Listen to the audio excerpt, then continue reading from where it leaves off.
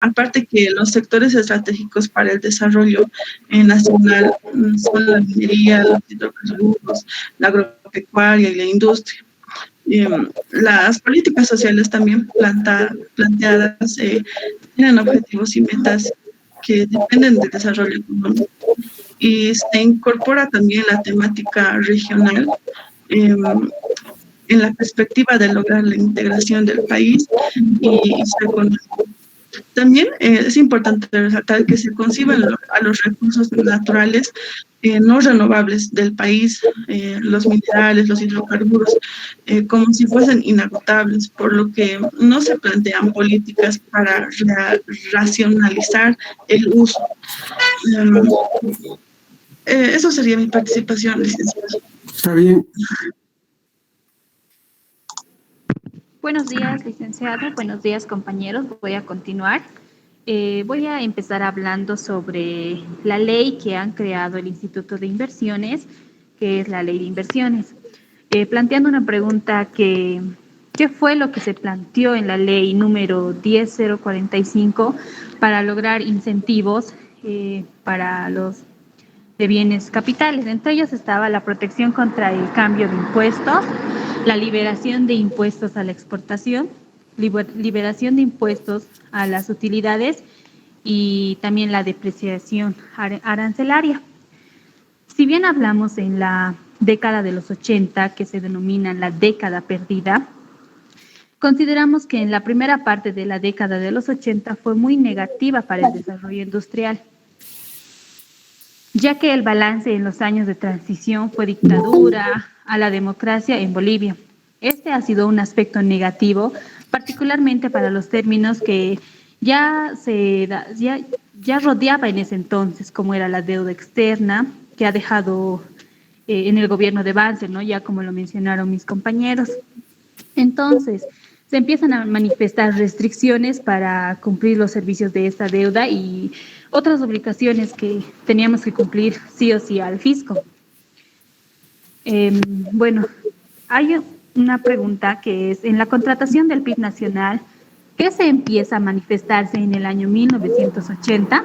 ¿Cómo crecieron en términos reales al mercado, al sector manufacturero? Bueno, ya tenemos que recordar que para esta época la industria manufacturera ya sufría tendencias de crecimiento. Entonces, ¿qué pasaba en los años 1979 a los años 1989? Se muestra el deterioro del PIB en la industria manufacturera. Entonces, para esto se disminuye el 15% al PIB, mientras que la industria manufacturera lo hizo en un 35%. Son 20% que se mostraba de diferencia. Si bien hablamos de la industria después de la estabilización a la apertura, todas estas medidas han producido la contratación de la demanda agregada y se produjo la evaluación del desempleo. Sin embargo, después de este cierto periodo podemos hablar de la implementación de políticas de estabilización y reordenamiento, en donde se recuperó el crecimiento de la economía en general, más que todo en la industria, en lo particular, que es la industria manufacturera. Una cuestionante que tenemos es las conclusiones más importantes del foro en torno a la reactivación económica. ¿Cuáles han sido las que se han formulado? Se buscaba una nueva modalidad en la inserción del sistema económico. Para esto, las políticas macroeconómicas han sido correctas con la condición necesaria por no ser suficiente a la reactivación del crecimiento. Otro son los objetivos a considerar en el incremento del empleo formal, que ha sido de mayor utilización en la capacidad instalada de inversión, netamente positiva. Ahora, si bien vamos a hablar de la estructura productiva en mayores niveles de ahorro interno, está la reactivación, que debe ser en dos aspectos, como el problema financiero y como asunto productivo, y el siguiente, que es el problema de alto costo de dinero y elevados costos ligados a la deficiente infraestructura, pudiésemos decir, que son en costo de transporte, energía y también que se considera la moneda nacional. Gracias, licenciada. Esa sería mi participación. Está bien.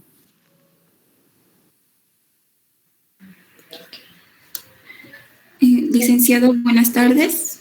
Buenas tardes. Buenos días. Buenos días. Bueno, continúo yo.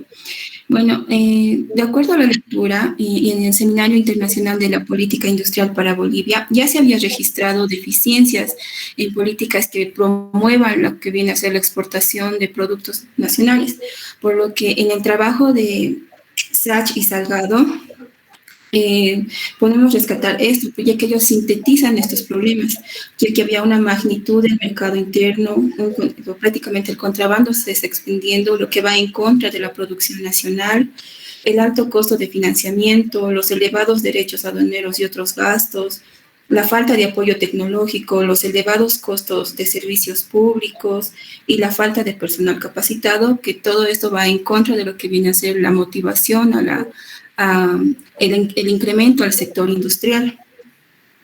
Ya se había registrado para 1985 que había normativas inadecuadas e ineficientes, ya que había una alta protección arancelaria, una alta propensión a importar insumos y materia prima, por lo que se había registrado tasas reales de intereses negativas. No se controlaba lo que viene a ser los precios, por lo que todo esto generó ineficiencia y fragilidad en este sector. Por lo que se está trabajando en motivar al sector industrial. Por lo que ya me planteé la siguiente pregunta. Entonces, ¿cuál sería el impacto de los acuerdos comerciales en el comercio de Bolivia? Prácticamente esto va a favor de lo que viene a ser el sector industrial.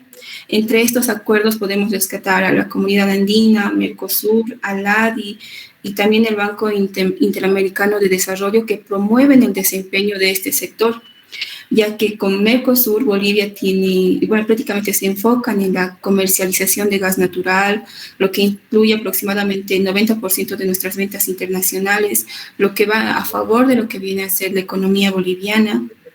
También está la exportación ya de productos con valor agregado y no solo materia prima, que va prácticamente a favor de lo que viene a ser la industria en Bolivia, lo que promueve y aumentaría más en el crecimiento boliviano y no solo dependeríamos de lo que viene a ser la venta de hidrocarburos. Por lo que yo también me planteaba la siguiente pregunta entonces, ¿cuál ha sido la evolución de la importación y exportación en el sector manufacturero? De acuerdo a la Cámara Nacional de Industrias, se ha registrado que hay 3 productos de mayor exportación industrial, que son la soya, seguida por el oro, y luego está el estaño metálico.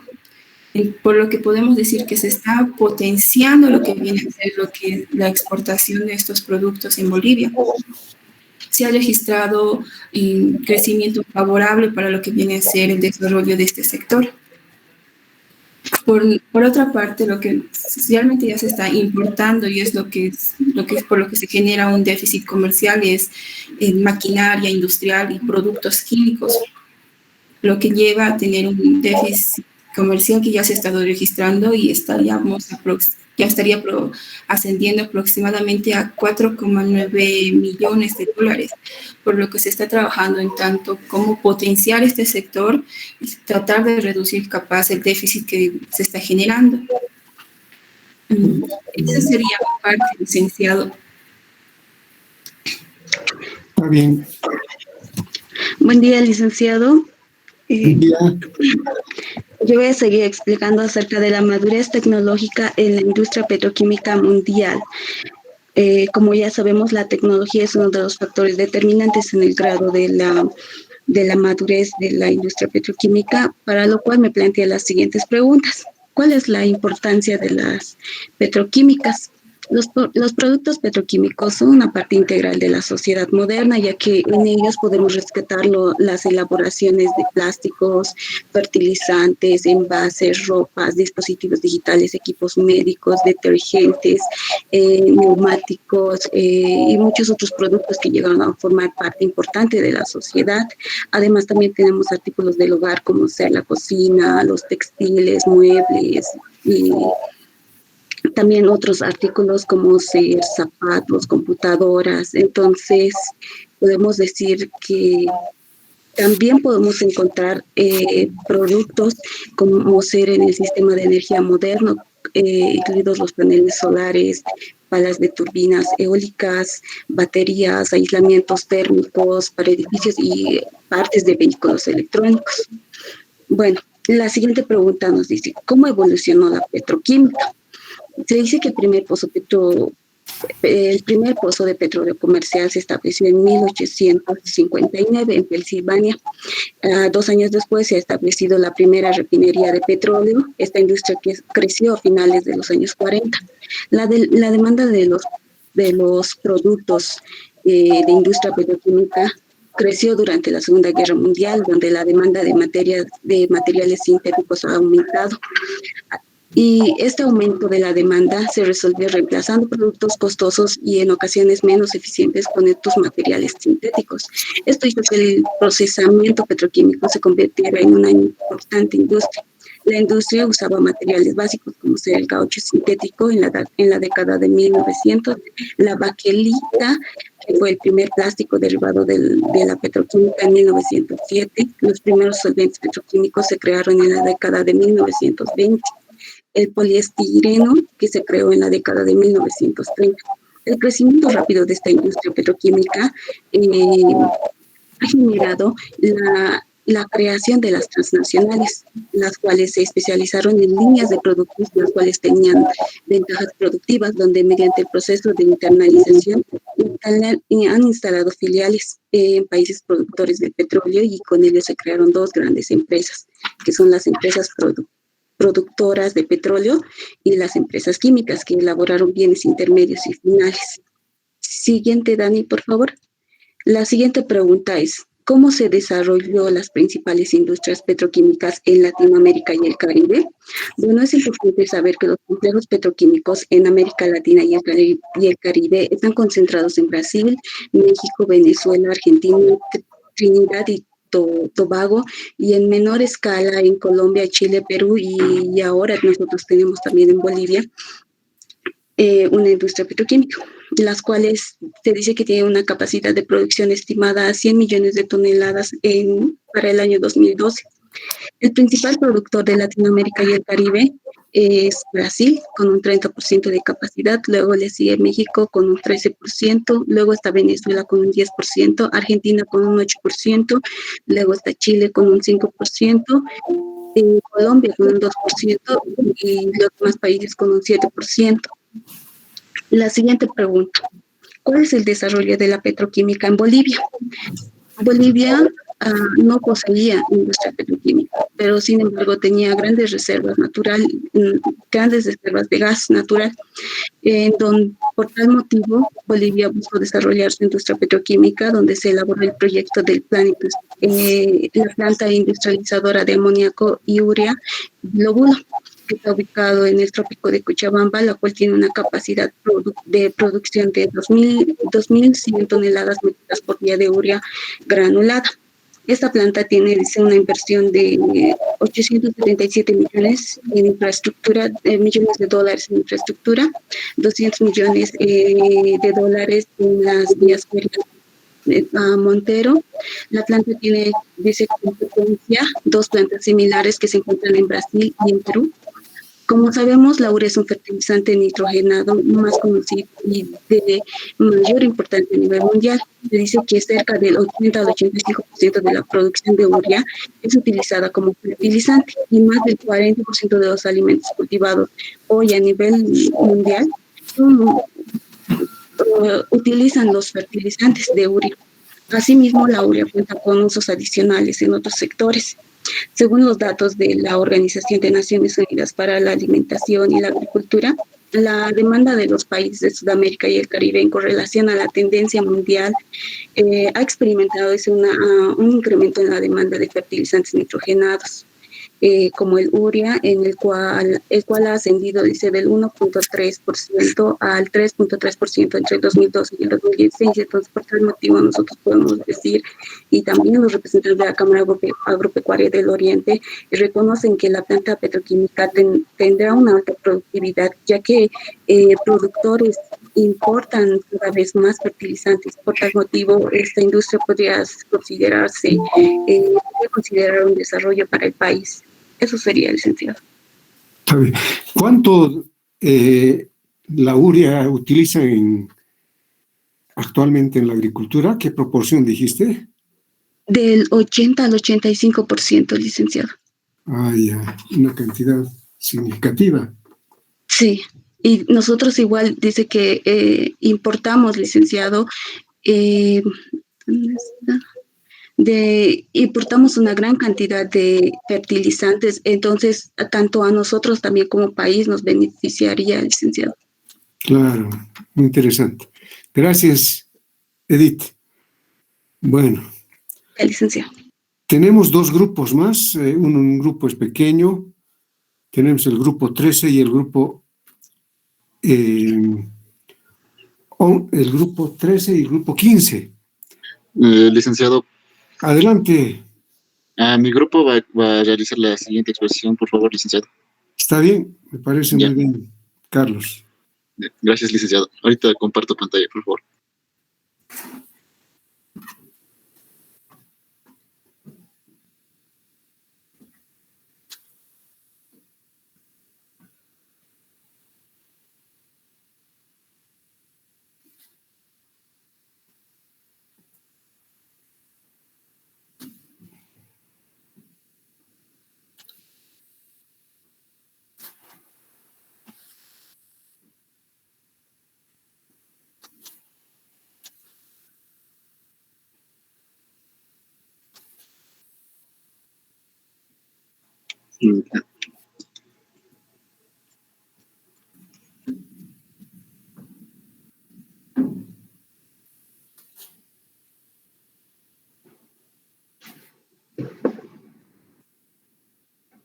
Buenos días, licenciado. Adelante. ¿Me puede escuchar bien? Sí, te escuchamos perfectamente. Está bien, licenciado. Buenos días, licenciado. Buenos días, compañeros. Vamos a empezar el grupo 13 con la exposición de la industrialización tardía y progreso tecnológico. Y progreso técnico, perdón, de Alfredo Soani. Siguiente, por favor. Empezamos con el capítulo 3, el desempeño histórico. Siguiente. Bueno, voy a hacer un resumen de lo que ya expusieron mis compañeros para no alargar la exposición. Destaqué estos 4 puntos en la exposición. Primero, el autor plantea hacer un análisis del avance y retroceso de la producción del empleo industrial manufacturero. Para esto, utiliza en la historia eventos en el pasado que hayan determinado transformaciones económicas para el país y en esto utiliza la aproximación narrativa, que lo llama así, que provee la posibilidad de diferenciar causas y efectos y discriminar entre lo relevante y lo accesorio. Siguiente, por favor. Voy a hacer más énfasis en el punto 1, en el surgimiento de la industria boliviana. Como ya expusieron mis compañeros, esto se da con la reactivación de la minería. Esto genera nuevamente la producción de plata, que luego va expandiéndose a la producción del estaño. Esto se logra gracias a las técnicas maquinizadas que se emplean para la extracción de los minerales y también ayuda a los precios internacionales en ese entonces, que tienen un alza debido al florecimiento de las nuevas industrias que usan con mayor intensidad el estaño. Sin embargo, esto también representa el inicio de una dependencia a depender de los recursos naturales. Como vemos en ese entonces empieza con la plata y luego va al estaño y ahora a los hidrocarburos y muy pronto al litio. Entonces, en esto planteamos varias preguntas. Entre ellas está primero si pudo haber existido una forma de invertir más en el sector manufacturero en ese entonces, y cuál fue el impacto de la reactivación minera en el desarrollo de la economía boliviana. El texto menciona que esta oleada de modernización en el país, en esta reactivación minera, los costos de transporte hacia los puertos reducen los precios de las mercancías que se importaban en ese entonces. Y esto logra arrollar con la producción nacional en el mercado interno, que hasta en ese momento podían competir con los importados. Entonces, esto tuvo también un efecto negativo en ese sector manufacturero. Sin embargo, el texto menciona que se tuvo que realizar este costo de oportunidad porque se necesitaba hacer una revolución industrial propia, aunque tardía, para poder formar parte de este cambio tecnológico.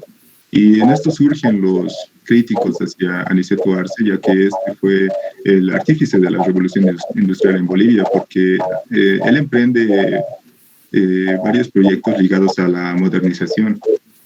Puedo mencionar que él crea estos ferrocarriles que conectan los puertos. Sin embargo, también esta reactivación minera en el desarrollo de la economía boliviana no tuvo al 100% un impacto positivo. También tuvo un impacto negativo, porque podemos analizar que este sector minero, con el ejemplo del estaño, por ejemplo, con los varones del estaño, logran tener un poderío aún mayor que el mismo Estado. Entonces, ellos, a pesar, incluso Tibro mencionaba que se abastecían con productos que necesitaban, pero los importaban debido a sus costos y beneficios en consideración con los productos nacionales. Y por esta y otras razones, la minería, que generaba los principales excedentes en nuestra economía nacional, no impulsaba, ¿no? Y no tenía un mayor interés por el desarrollo industrial en ese momento. Siguiente, por favor. Entonces entramos en el punto 2, que es la expansión de la industria en la década de los 20. En esto destaco varios puntos. La primera es la Primera Guerra Mundial, que tiene un impacto negativo, ya que tiene una ruptura en los circuitos comerciales entre Europa y América Latina. También está la balanza de pagos. En este, Seoane muestra que pese que el país en ese momento tenía un superávit comercial de mercancías durante varios periodos, debido a las transferencias de utilidades al exterior que se realizaban en las principales empresas mineras, la cuenta corriente de la balanza de pagos en ese momento era deficitaria y producía una fuerte restricción de divisas. También, por último punto, menciono la crisis del 29, el crack de la bolsa en Nueva York, que tuvo también efectos contractivos sobre la actividad minera. Debido a esto se produjo una caída en los precios, en los niveles de producción, y también tuvo un reflejo sobre la actividad productiva de nuestro país. Siguiente, por favor. Para finalizar mi parte, licenciado, quiero rescatar este cuadro. Es más que todo en los términos de la inversión neta, que nos indica más que todo que en los 6 primeros años, desde que empieza hasta 1930, representó el 50% de la inversión realizada, ¿no? en todo el periodo en sí, pero que en los años siguientes, desde 1930, esta inversión se dirigió hacia las líneas de producción nuevas, diferentes, instaladas en la década de los años 20. Entonces concluye con que fueron unos 20 años en los que permitieron la conformación de la capacidad productiva industrial significativa en la historia del sector industrial manufacturero boliviano. Eso sería mi participación, licenciado. Está bien. Mi compañero. Ya.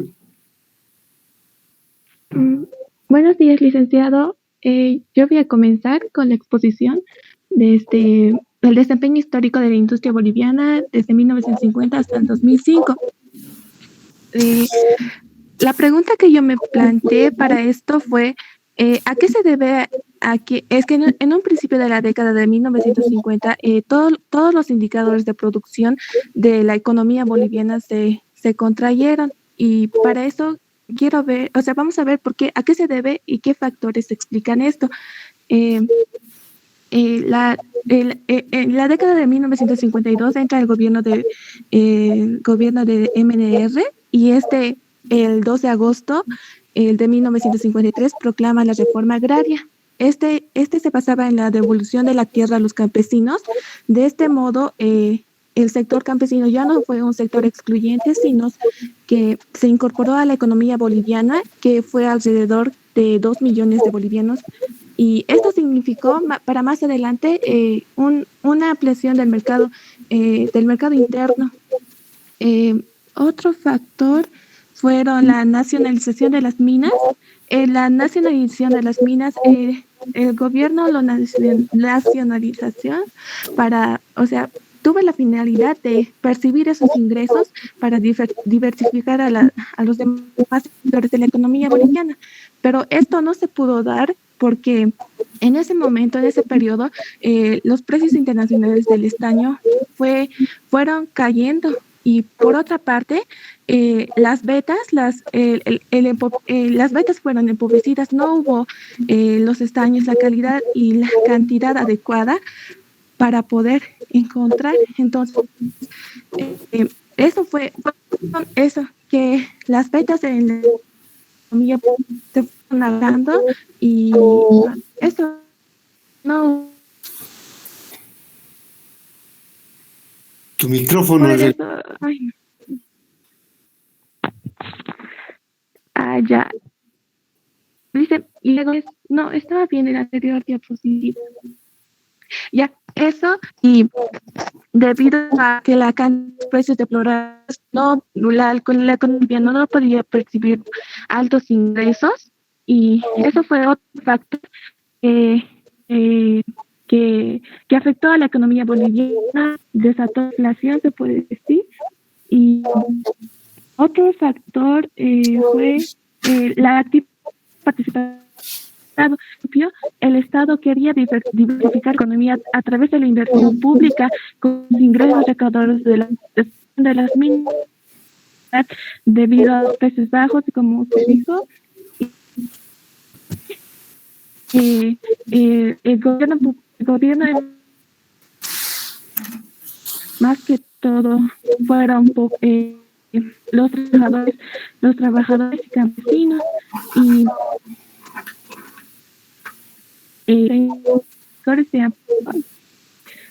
se amplió y no hubo,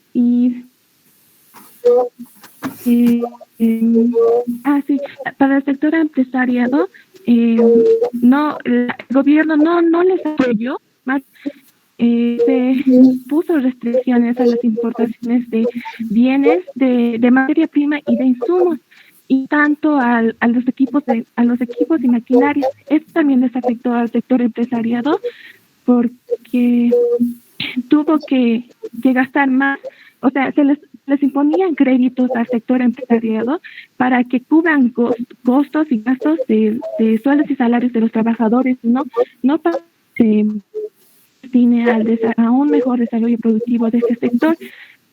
Esta fue otra razón que contrajo al empresariado.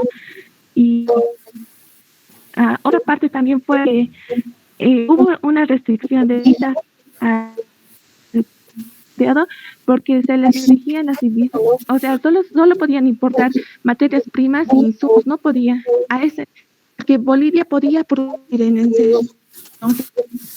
insumos debido a que somos ricos en, por lo menos eso. Todo pudo desencadenar inflación porque no hubo abastecimiento de alimentos como creía el gobierno que se podía lograr con esas medidas que iba a hacer, pero no se pudo, y por eso hubo desabastecimiento de alimentos. Y por otra parte también aumentó el contrabando en Bolivia de alimentos por la frontera de Arica, que el gobierno de Chile lo proclamó como un puerto libre.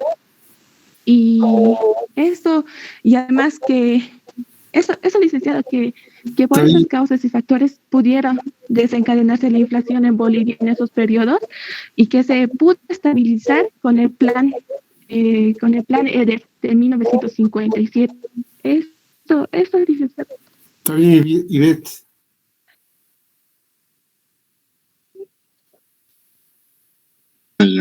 Licenciado, continuando con la exposición, yo voy a seguir. Carlos, adelante. Ya.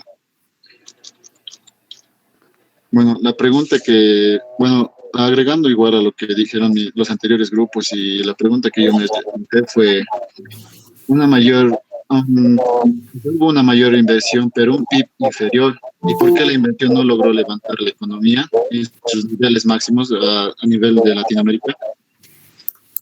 Comienza como que desde los 70 se produjo, se dio una gran bonanza económica, resultado del shock externo positivo que trajo los altos niveles de precios, los altos precios de minerales y de petróleo, así como también se dio un acceso al financiamiento internacional.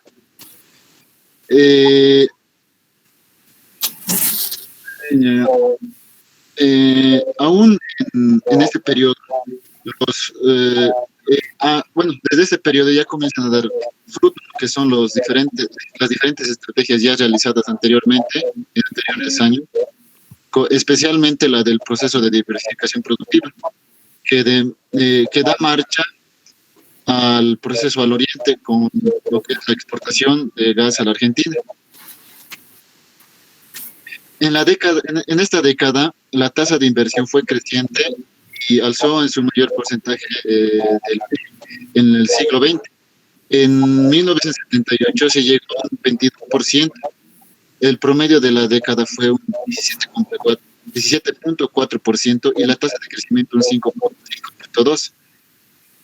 Sin embargo, también el PIB fue inferior en promedio de la década de los años 60, debido a que el dinamismo de la segunda mitad de los 70 tuvo la tasa de inversión fueron mayores a quinquenios de previo. Una de las razones de las cuales la inversión no pudo lograr los objetivos esperados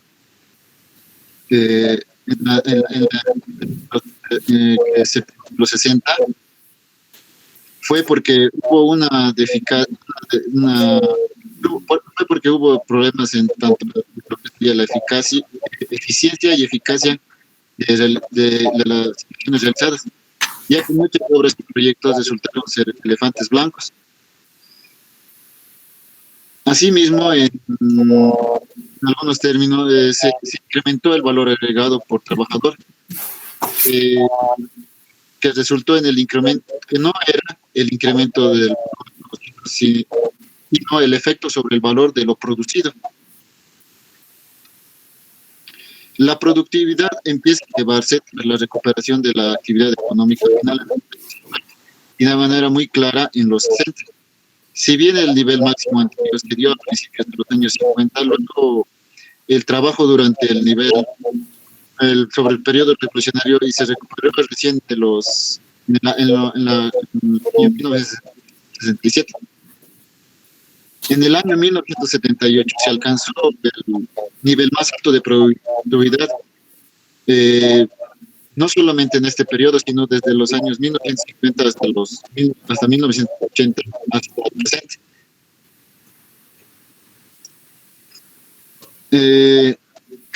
La inversión de la productividad la inversión de la productividad en los años 70 se debió al incremento del stock de capital, que medido como la formación neta de capital fijo. Este incremento en el stock de capital fijo alcanzó tasas positivas en la economía, sobre todo para la industria manufacturera. En la década de los 70, el promedio del crecimiento del PIB de la industria manufacturera fue un 5.8% en 1978, que representaba el 20.2% del PIB. También crecieron significativamente los sectores de hidrocarburos y agropecuario empresarial, mientras que la agricultura tuvo un fuerte decrecimiento.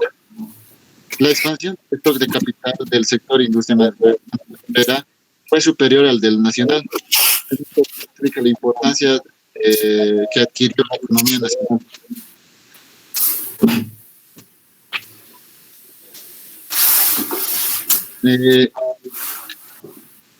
Otra pregunta que, me planteé fue, ¿qué beneficios trajo la ley número 145 y sus efectos en la economía?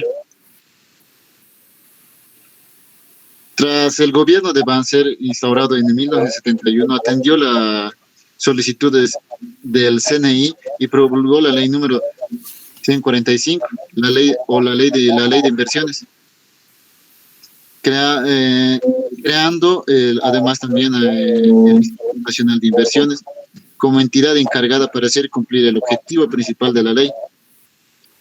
Esta ley planteó algunos objetivos que fueron como que las franquicias arancelarias y a bienes de capital, exoneraciones de impuestos a la materia prima importada, protección contra el cambio de impuestos, liberación de impuestos a la exportación, liberación de impuestos a las contribuciones, liberación de impuestos a la utilidad y depreciación acelerada. Una de las consecuencias de esta ley, que trajo esta ley, fueron que las inversiones externas se multiplicaron y se alcanzó a 709 millones de dólares la inversión, y que representaba el 13.24% de las inversiones totales realizadas en el periodo 1972 hasta 1980. La inversión privada de toda la década alcanzó en niveles de 2.160 millones de dólares, un tercio de lo cual explica la ley de inversiones y las ventajas que se les otorgó a los capitales externos. En el marco del gobierno de Banzer se aprobaron, y de esta ley se aprobaron 474 proyectos de inversión, de los cuales 78% se colocaron en el sector de la industria manufacturera. Bueno, eso sería, licenciado, y pasaría a Carlos, pasemos con la otra persona. Buenos días al curso, buenos días. César, buen día. Días, ¿cómo están? ¿Todo bien? A ver, para dinamizar un poco esto de la exposición, creo que ya hemos visto suficiente de todo el desarrollo, pero creo que sí es necesario un poco a volver a hacer hincapié sobre algunos puntos importantes. Así que vamos para adelante. ¿Le puedes dar siguiente, por favor? De la diapositiva. Creo que no cambia. ¿No ha cambiado? Bueno, igual continuemos. Bueno, a ver, es importante mencionar cómo se da, ¿no? Esto de el comportamiento de la manufactura desde los años 90 al 2005 para adelante. ¿Le puedes dar siguiente, por favor? Creo que los gráficos y los números son más importantes para que se vea. Ya, a ver, hay que entender que ha tenido un crecimiento más o menos promedio y a un ritmo del 4%, donde el mejor desempeño es desde los años 90 y bueno, el 95 para adelante, y más o menos la dinámica del sector ha sido va bien, va mal, va bien, va mal, en esa subida tipo W, y podremos caracterizarla como una variable procíclica, ¿no? Que va de acuerdo al crecimiento del PIB, como podemos ver, y que, bueno, se ve cómo es su comportamiento incluso en el sector real, ¿no? Hay que también observar que al inicio del siglo XXI este sector pues viene recuperándose, ¿no? Luego que algo es importante, ¿no? Que hacia los años finales de los 90, tanto BIME, que es el valor agregado de la industria manufacturera, y del PIB se ralentizan, ¿no? Ahí estamos viendo. Esto se puede explicar en general de forma muy de pincelazo, pues que viene siendo la crisis brasileña y argentina, ¿no? Que afecta no solo a la economía boliviana, sino que ha afectado de forma general a la región. Bueno, puedes darle siguiente, por favor. Ahora, hay algo que sí es importante recalcar, que las importaciones de productos manufactureros, si bien crecen de manera importante, como lo había dicho al inicio, tienen, ¿no?, esta conducta en forma de W, como que sube, baja, y eso se explica en general por la disminución de la productividad por trabajador, ¿no?, a lo largo de los años.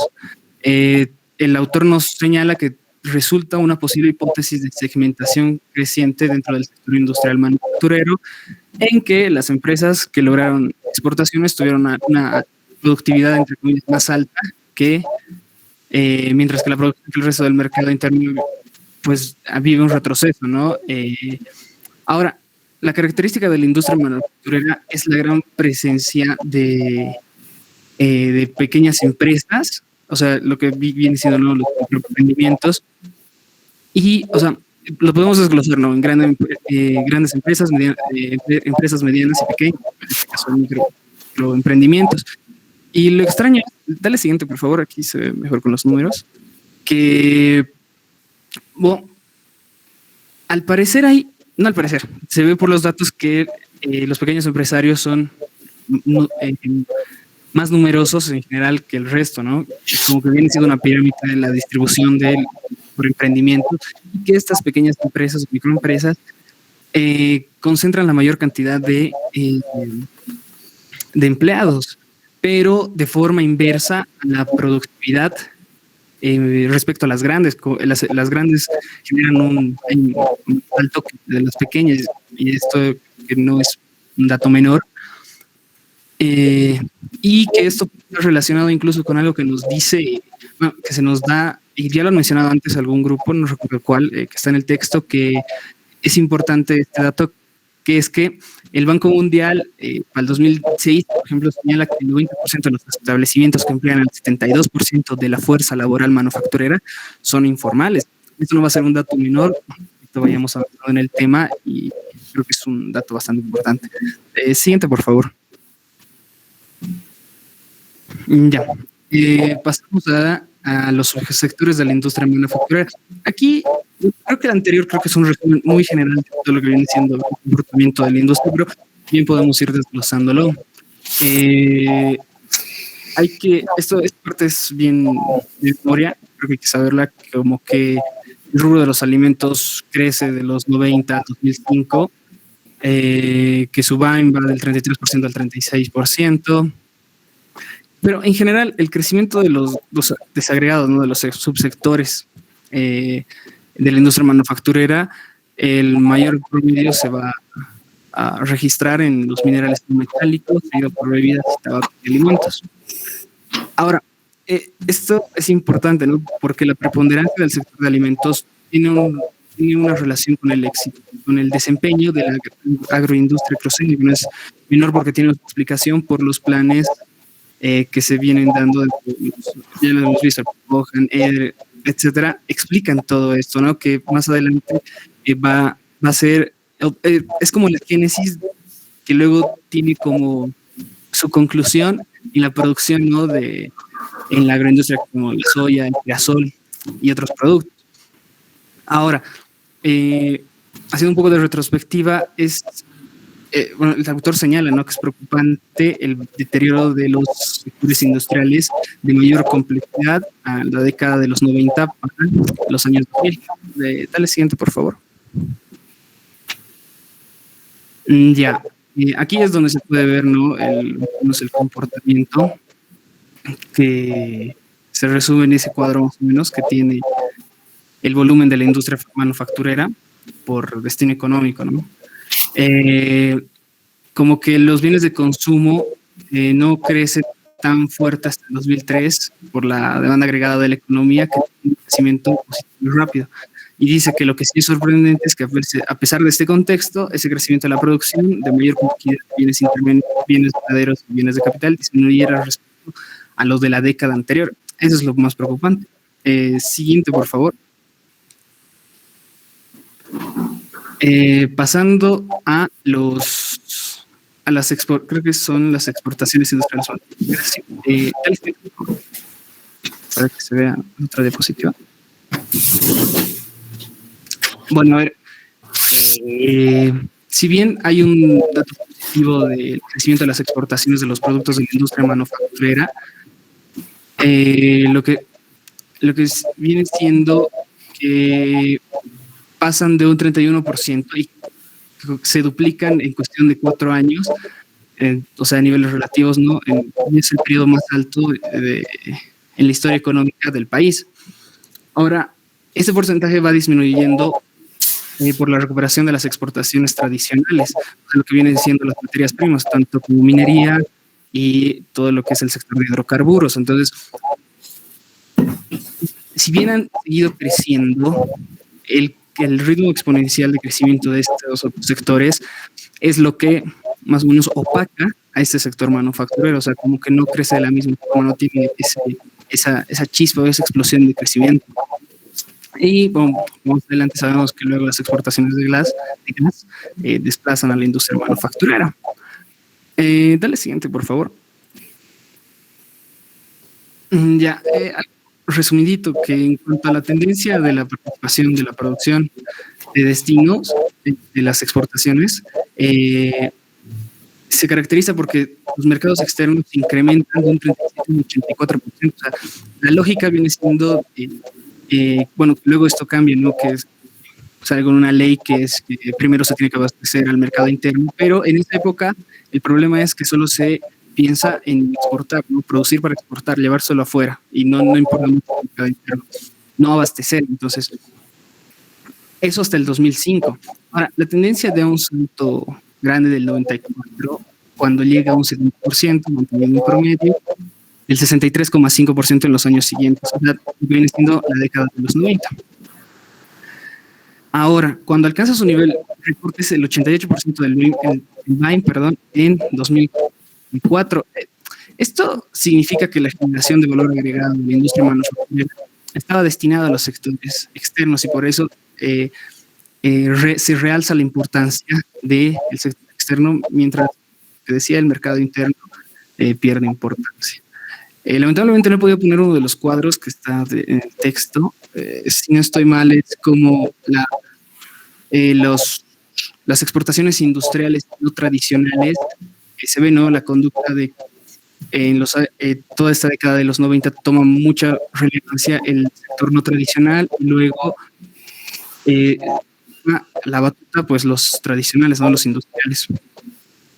Ahora, los sectores más importantes de las exportaciones de los productos de la industria manufacturera, como antes lo habíamos mencionado, tiene que ver con estos derivados de la soya, ¿no? Como pueden ser los aceites, las tortas, harinas, etcétera. Y los metales no ferrosos están más o menos dentro de estos: el estaño fundido, metales fundidos. Pero si se ha caracterizado por estos productos, bueno, tiene que saber que ha habido una lista de productos del sector, ¿no? Que ha ido ganando importancia en los mercados externos. Y no es tan predominante su crecimiento, sí hay que notar que estos van para arriba, ¿no? Y tiene mucho que ver por el tratamiento preferencial que ha tenido, o sea, en materia de aranceles, acuerdos de integración y los tratamientos concesionales, ¿no? Bajo el sistema SGP y sus ampliaciones. Ahora, durante ese periodo del 90 al 99, más o menos toda esta década, si bien sabemos que los mercados externos son más relevancia, hay que saber que el crecimiento de esto es por las oportunidades, bueno, sí está bien dicho, ¿no? Por las oportunidades que surgen por el diseño estratégico que da la CAN y la conformación de la zona de libre comercio de la región. Pero a pesar de esto, que es un buen impulso que más adelante va a tener sus resultados, el destino más preponderante era el de Estados Unidos. Siguiente, por favor, puedes pasar al siguiente cuadro. Ahora, las importaciones, esto lo rescato de un grupo que lo ha asimilado de forma más resumida que yo ahora, es que el desempeño de este sector se analizan los dos aspectos, ¿no? La situación de competencia entre productos importados, productos nacionales en el mercado interno, o lo que es en sí mismo el estado de sustitución de importaciones. Y dos, la composición de las importaciones de maquinaria y equipo de materias primas en el insumo que utiliza el sector industrial. Estos son los eslabonamientos que requieren con el exterior, ¿no? Dale siguiente, por favor. Ahora, pásalo a la siguiente: inversiones y promoción bruta de capital. Es el último. Ese. A este punto quería llegar con la exposición más o menos y hacer la pregunta, ¿no? Nosotros vemos que, no me voy a saltar, mejor demos un poco de contexto, ¿no? Hay que saber que si bien el sector de manufactura y esta formación bruta de capital, o sea, que viene siendo la maquinaria, los equipos y otros bienes, se concentran de los años 97 a los 2000, en especial como producto de la capitalización y la abertura a la inversión externa directa. Y el problema de esto es que solo, en vez de ir a los sectores como la manufactura, se va a los sectores de materias primas, ¿no? Es importante los hidrocarburos, que toman mucha relevancia en esta época, telecomunicaciones, electricidad y transporte, más que todo por un marco normativo legal favorable a la inversión. Ahora,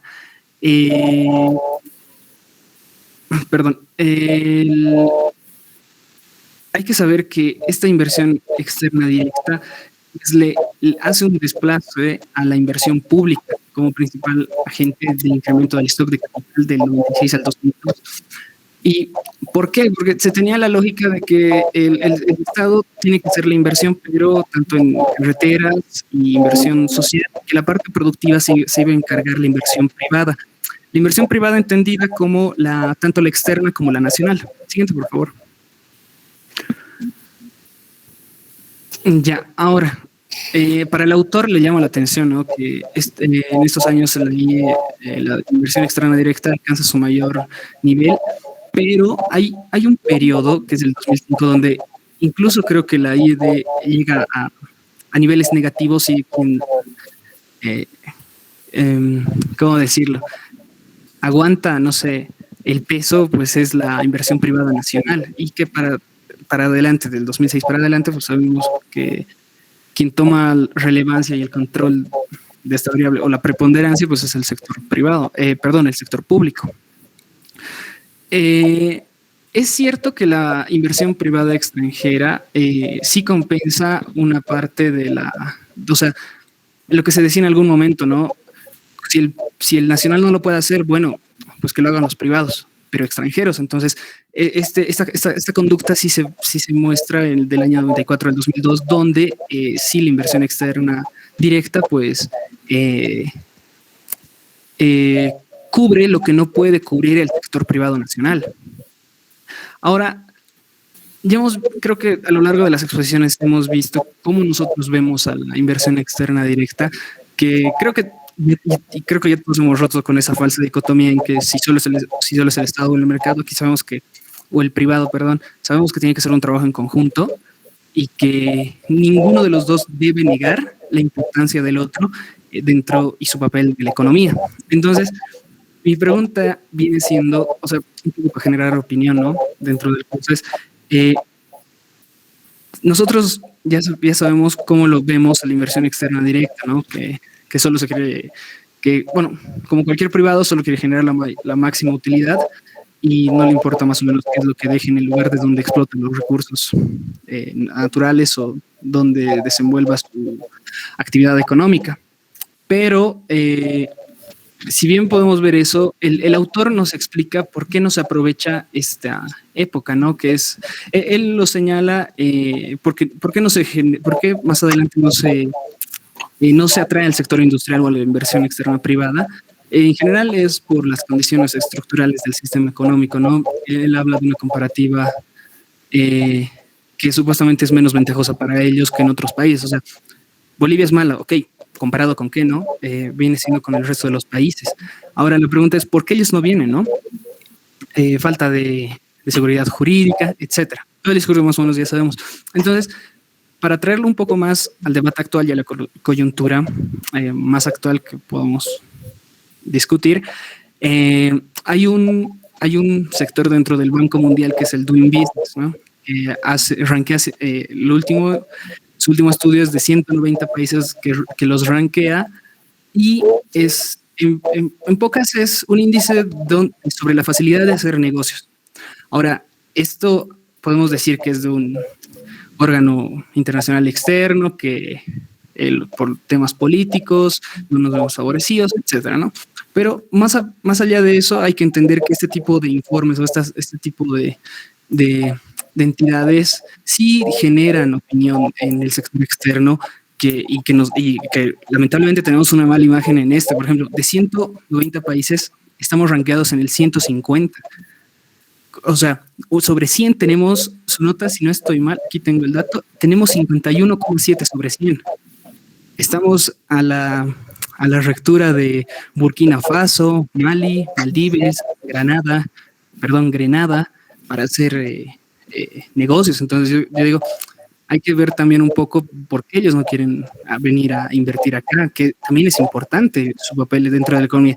En los últimos años podemos ver que por vía precio y cantidad de las materias primas, el Estado también ha girado un poco la cabeza hacia el sector privado, entre nacional y extranjero. Obviamente se preferiría que el nacional tenga una mayor relevancia. El problema es que no hay. Y para el externo parece que tampoco va a seguir siendo Bolivia un lugar como que ahuyentador de inversión externa respecto a otros países de la región, ¿no? Por ejemplo, tenemos el caso de, para aperturar un negocio, Bolivia está rankeado en el puesto 175, o sea, y lo califica dentro o sea, de cuántos días le toma, cuántos son los procedimientos que alguien tiene que hacer en Bolivia para abrir un negocio. Tenemos en Bolivia, aquí lo pone como que son 12 procedimientos, y respecto a la región que viene siendo América Latina, son 8. Luego, ¿cuánto tiempo se tarda en abrir un negocio en Bolivia? 39.5. América Latina, 28. Entonces, todo este tipo de indicadores también son un poco de, hay que hacer un poco de autocrítica de qué tiene que hacer Bolivia, no solo para atraer a la inversión extranjera, o sea, a la privada, vista como extranjera y nacional, que se tiene que solucionar. Porque también tenemos manejo de permisos de construcción, estamos en el 139. Mejoramos mucho en la obtención de electricidad, registro de propiedades 148, obtención de crédito, a pesar de que ha salido, ¿no? Durante un tiempo una ley, un decreto para fomentar a la inversión. Vamos César, porque okay. Una compañera y otro grupo. Cierro con esto. ¿Cómo ven ustedes o qué creen que Bolivia tiene que mejorar, no solo para atraer la inversión extranjera, sino para fomentar a la privada, pero que ésta se quede? Porque vemos en otros países la inversión privada extranjera invierte, pero también se queda. Entonces, ¿cómo poder retener ese tipo de inversiones en una coyuntura donde Bolivia recibe menos ingresos, o sea, como Estado, como gobierno, tanto por los ingresos, o sea, caída de precios, y también por la producción, o sea, vía cantidad? Entonces, yo los dejaría con esa pregunta, Cacho, para generar opinión, algo de debate. Eso sería, licenciado. Gracias. Está bien. Xiomara.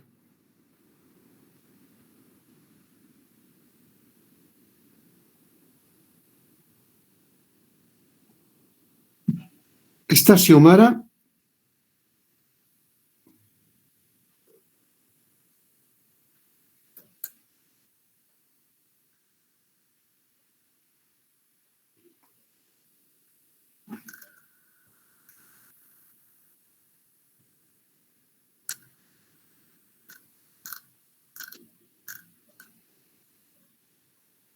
Sí, está Xiomara. Preséntate, por favor, Xiomara.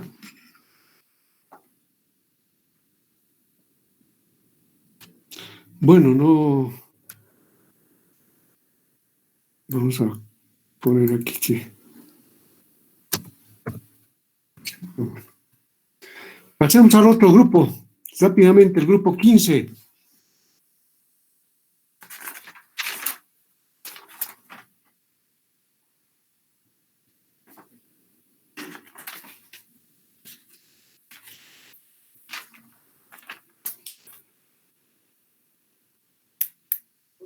Licenciado. Sí, dime, Carlos.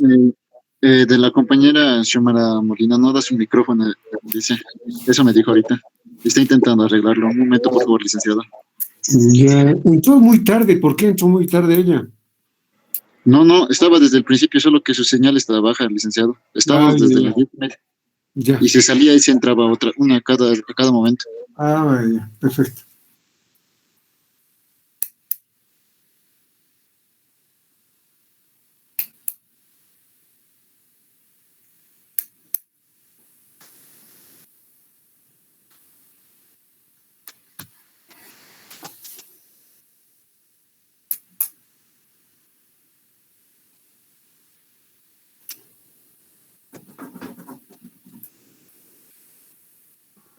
Licenciado, ¿me escucha? Adelante, Xiomara, te escuchamos. Estoy licenciado.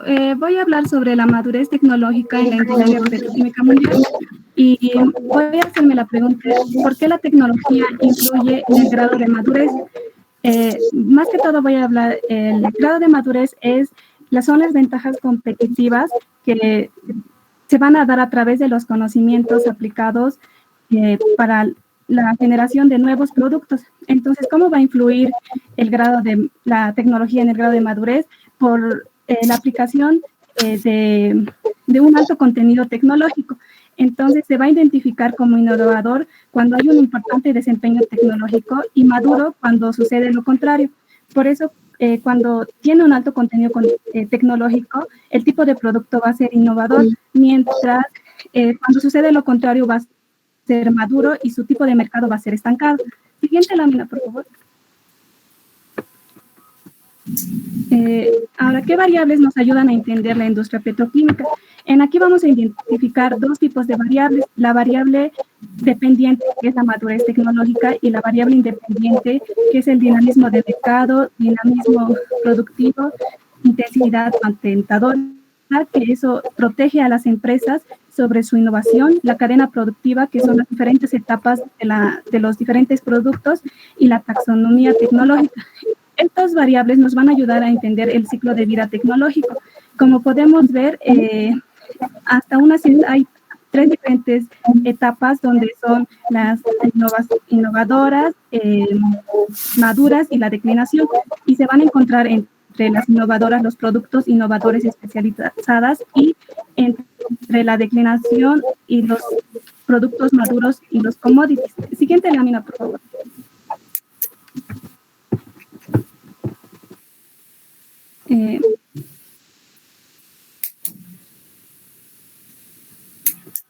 Bueno, ¿cuáles son los procedimientos parados de petróleo y del gas, donde se encuentran sus derivados van a ser el etano, las naftas y el butano, y a través de eso se van a encontrar los productos petroquímicos básicos y se van a encontrar los commodities, y al final se van a encontrar las especializadas en los productos finales.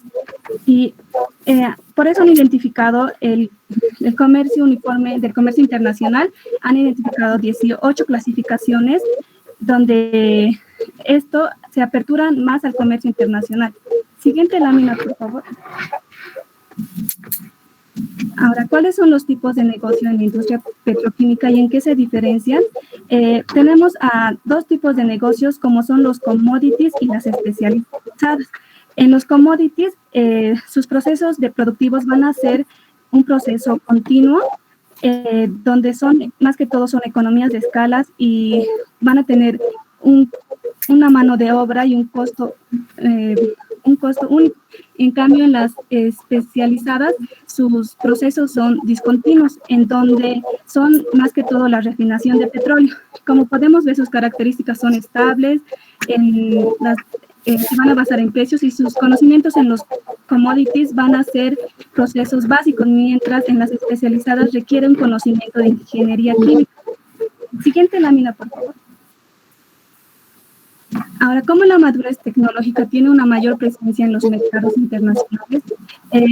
Como podemos ver, en el mercado internacional se encuentran las ramas innovadoras, ya que en esa clasificación se encuentran las 10 de los 18 y tienen una más alta participación en el mercado internacional, mientras que en las ramas maduras son menos importantes porque tienen de la clasificación las 8 de las 18 y se encuentran más que todos los derivados de petróleo. Siguiente lámina, por favor. ¿Qué resultados se espera con la madurez tecnológica en la industria petroquímica? Bueno, como podemos ver, la madurez tecnológica en la industria petroquímica nos va a ayudar a mostrar una inserción internacional de los países líderes y de los países seguidores. Los líderes marcan las pautas de la competitividad tecnológica internacional y en la práctica está relacionada con la frontera tecnológica y las líneas de productos y procesos innovadores. Y los estudios de madurez de este índole pueden contribuir al análisis de especialización comercial en el escenario internacional y por los resultados en materia de competitividad relacionados con el cambio tecnológico. Eso es, licenciado. Mi participación. Está bien. A ver.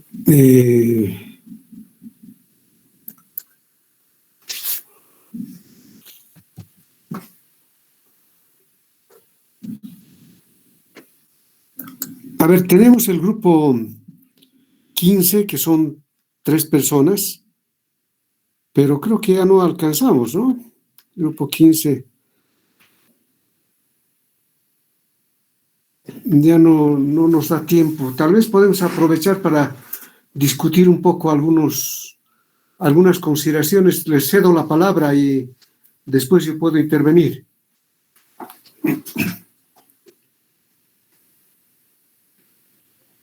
Buen día, licenciado. Adelante, Claudia. Sí, bueno, como hemos estado viendo, tenía una consulta.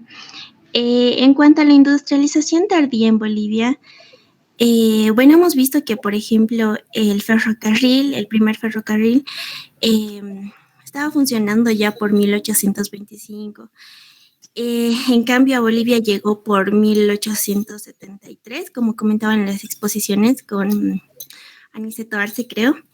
Esta industrialización en Bolivia se da de manera tardía, como nos comenta en la lectura. Y quería preguntarle, no se ha dado de una manera favorable para toda la población, ¿no? Como hemos visto, ha habido sectores que no se han visto favorecidos por la introducción de maquinaria o de estos transportes que ya estaban en el mundo y sí han ayudado al desarrollo de otros países como Gran Bretaña y demás. Entonces, ¿qué factores, aparte de la introducción de maquinaria en sí, debe tener una sociedad, como en el caso de Bolivia, para que la industrialización sí fomente el desarrollo, o sea, sí llegue de manera adecuada a todos los ciudadanos, a todos los habitantes? Y me imagino que no solamente es introducir ferrocarriles o autos o cualquier tipo de maquinaria en cualquier sector, sino la población, o debe haber algunos factores que tiene que cumplir el destino al que se está enviando esta maquinaria para ser favorable. Entonces, ¿qué tendría que tener Bolivia para que incluso ahora la tecnología sea positiva?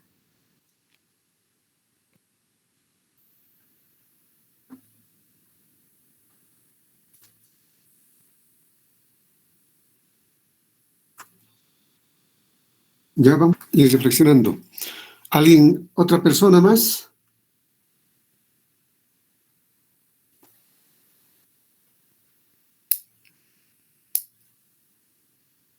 ¿Quién más? A ver, ¿quiere reflexionar sobre esta temática?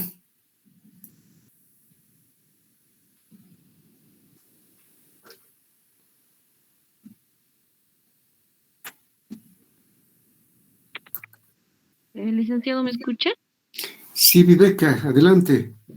Licenciado, tenía una consulta y quería saber, con la lectura, algunos factores no dice, pero quería saber su parecer de usted sobre por qué en el siglo XIX y hasta ahora seguimos predominando la secular tendencia, como sabemos, del extractivismo, de los recursos naturales y del trabajo barato en Bolivia.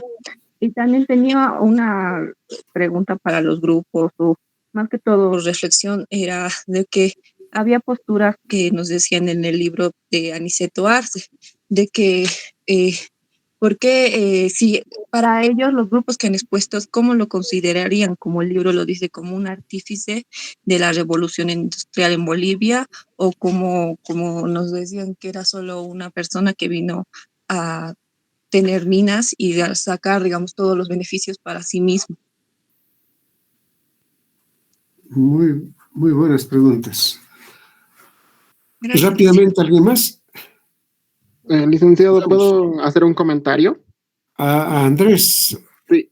Andrés, adelante. Sí, licenciado. Bueno, viendo todo el tema de la industria, pues he sacado algunas consideraciones de una especie de matriz con fortalezas y debilidades de todo el tema. Y bueno, hay importantes puntos del tema para rescatar, como por ejemplo la revolución del 52 que se dio, que trajo consigo aspectos como la nacionalización de las minas, que fue un aspecto que fortaleció la economía con la incorporación de la Comibol, además de la YPFB, ¿no? Después también con la agroindustria, que Bolivia se caracteriza por la producción de aceite. Hay varias marcas de aceite fino, hay muchas marcas, Sao y entre otras, también la soya, pero en la otra parte de sus debilidades es que no hizo una diversificación económica, o sea, no hubo una inversión de capital en alimentos, en derivados del petróleo. Lo que se hizo fue más bien la importación del diésel, de la gasolina de otros países como Chile, porque faltó un valor agregado, o sea, la fuerza de trabajo, un valor agregado que pueda eh, la productividad, ¿no? La producción, porque sabemos con el tema que para llegar a la fábrica los bienes, los productos deben ser manufacturados. Entonces, Bolivia es un país monoproductor, entonces se dedicó a un solo producto y esas fueron las debilidades. Pero también hay que hablar de las oportunidades. Por ejemplo, se debe hacer énfasis, por ejemplo, en los recursos renovables y cómo es la base de la agricultura, ¿no? Como en el caso de China, que primero hizo una revolución agrícola y después hizo una revolución industrial. Entonces eso fue lo que le fortaleció al país asiático. En cambio, en Bolivia, lo que se hizo fue enfocarse en los recursos no renovables, en el petróleo, en la minería, que sabemos que se iban a agotar, entonces esas fueron las debilidades también. Eso simplemente, licenciado. Un buen comentario. A ver, cesaremos entonces. A ver, primero la pregunta que nos hace Viveca, ¿por qué nos hemos concentrado hasta prácticamente el siglo XIX y hasta la fecha en la extracción de recursos naturales? De tal manera que somos reconocidos como país primario exportador. Un poco podríamos casar, digamos, con algunas consideraciones que hizo César también respecto a los niveles de atracción, por ejemplo, a la inversión extranjera directa, todo lo que se reflexiona sobre el aspecto, la seguridad jurídica, etc. Es importante ir, digamos, a analizar cuál es el comportamiento de la inversión extranjera directa a través del tiempo. Históricamente podemos revisar, y eso hay los datos, tienen la CEPAL al respecto datos interesantes, cómo se direcciona la inversión extranjera directa en el mundo. Primero, gran parte de la inversión extranjera directa está entre países centrales, países desarrollados. Del Japón van las inversiones a Estados Unidos, a Europa, de Europa va a Estados Unidos, a Japón, y ese es el grueso de la inversión extranjera directa. Ahí se concentra fundamentalmente un porcentaje elevado de la inversión extranjera directa. En segundo lugar, van a las regiones que en este momento son emergentes, los países emergentes, por ejemplo, Corea del Sur, bueno, todo el Asia Oriental, China, la India. ¿Por qué? Porque, bueno, primero que han empezado a crecer de manera interesante estos países y naturalmente hay inversión extranjera directa hacia estos países con condiciones particulares. China, la India, bueno, pues que la Coca-Cola invierta, digamos, en China y que el consumo per cápita sea 2 o 10 Coca-Colas al año por chino, son 14.000 millones de botellas, ¿no? Entonces ya usted se puede imaginar el tamaño de mercado que tiende, digamos, a generar esa atracción para inversión extranjera directa, ¿no? La India lo propio, tiene un porcentaje elevado de población. Ahora, claro, hay que discriminar qué capacidad de consumo y de demanda tiene esa población, ¿no? Entonces, habría que diferenciar entre estos dos países gigantescos en población. Y una tercera, digamos, corriente de la inversión extranjera directa, pensemos en otros países y en Latinoamérica. En Latinoamérica, el grueso de la inversión extranjera directa llega al Brasil, México, Argentina, Colombia, y creo que hay tal vez algún otro país más, Chile, que se concentra más o menos en un 80% la inversión extranjera directa en esos. De la inversión que arriba a Latinoamérica. Entonces, entre el 20% o menos del 20% nos distribuimos entre el resto de los países. Ahora, hubo seguridad jurídica de 1985 adelante, todas las condiciones propicias para que venga la inversión extranjera directa, y solamente arribó a determinados segmentos, a la extracción de petróleo, gas, la industria energética, telecomunicaciones, y pare de contar, ¿no? Es decir, primero que el mercado en Bolivia es un mercado muy reducido. Podemos en este momento hacer, digamos, las disposiciones legales más atractivas y no va a llegar la inversión extranjera directa. No es que porque hagamos una ley de inversiones que te apruebe en 45 minutos todo, en una hora que todos puedan resolver el problema. No es que por esa situación va a venir la inversión extranjera directa. La inversión extranjera directa va por una serie de motivos. Por ejemplo, al Brasil va a entrar la inversión extranjera directa porque tiene una población de 230 millones, a México 120 millones, entonces va y con una capacidad de consumo interesante, ¿no? Porque en Brasil, por ejemplo, una parte de la población tiene una capacidad de consumo más elevado incluso que muchos países europeos, en promedio. Una parte de la población, me refiero. Entonces, todo eso tiene que conjugarse pues, de una manera muy coherente, no es decir, bueno, hay que hacer esto. En Chile, por ejemplo, es un país primario exportador, igual que Bolivia, y la inversión extranjera directa ha llegado, digamos, a determinados segmentos, ha generado, digamos, un proceso de crecimiento del empleo, etcétera, pero el rédito de esa inversión extranjera directa se ha concentrado en determinados segmentos, no es que se ha redistribuido el ingreso y la riqueza de manera equitativa, ¿no? Lo propio en Brasil, es decir, somos los países más desiguales del mundo, después del África. Entonces, todos esos elementos habrá que conjugarlos, reflexionarlos, hacer, digamos, un trabajo muy profundo desde la perspectiva de todos los elementos que inciden en esa inversión extranjera directa, porque si vendría, digamos, y trabajaría para el desarrollo de los países, perfecto, bienvenida, ¿no? En los países desarrollados actualmente, o sea, los que de reciente industrialización, caso del Japón, Corea, etcétera, ellos han controlado sus capitales nacionales y han estimulado a su capital nacional y han controlado ese capital nacional para que invierta en su propia realidad. No es que han abierto y el capital internacional ha llegado hacia borbotones y a desarrollar. No fue así. Es importante la historia, es importante recurrir a los elementos históricos para ver cómo ha sido el comportamiento y en función de eso vamos a poder proyectar cómo va a ser el comportamiento al futuro, ¿no?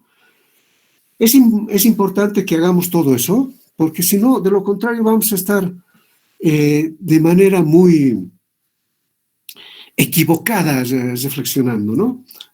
Vamos a estar esperando, digamos, la solución del crecimiento del país a través de la inversión extranjera directa. Y es como esperar que del olmo salgan las peras, ¿no? Entonces, no, nunca va a suceder eso. No ha sucedido en la realidad de esa manera en otros países. Entonces, si no, ya estarían solucionados los problemas, la convergencia ya se habría generado, ya no habría problemas en el África, en parte de algunos países asiáticos y en Latinoamérica, ¿no? Todos estaríamos viviendo felices con esa lógica de la teoría económica convencional a la que han hecho alusión, ¿no? Porque se han sustentado en eso, porque la teoría económica convencional dice eso, pero eso que dice la teoría económica convencional está tan lejos de la realidad que, bueno, hay que repensar 10.000 veces. Creo que nos hemos excedido en tiempo. Terminamos la próxima semana. Me gustaría que puedan participar la próxima clase con algunos elementos, algunos compañeros, y también terminar el grupo 15. Y si nos da tiempo, yo haría introducción al tema subsiguiente y ahí continuaríamos con las características del desarrollo de nuestra materia. Bueno, nos vemos el día martes. Licenciado, disculpe, ¿nos podría dar tal vez los grupos que van a exponer el tema 7? Ya, perfecto. Me parece muy bien. El tema 5 hemos terminado, entramos al tema 6. Ah, perdón, sí, tema 6. El grupo 6, el grupo 7, el grupo 8, el grupo 9 y el grupo 10. Son 5 grupos. Sí, 5 grupos. Ah, ya. Está bien, licenciado. Muchas 6, gracias. 7, 8, 9 y 10. ¿Ya? Hasta luego, licenciado. Que tenga buena tarde. Gracias a todos de igual manera. Hasta luego, licenciado. Chao, Johnny. Chao, chao. Hasta luego, licenciado. Hasta luego, Evelyn. Hasta luego. Hasta luego, licenciado.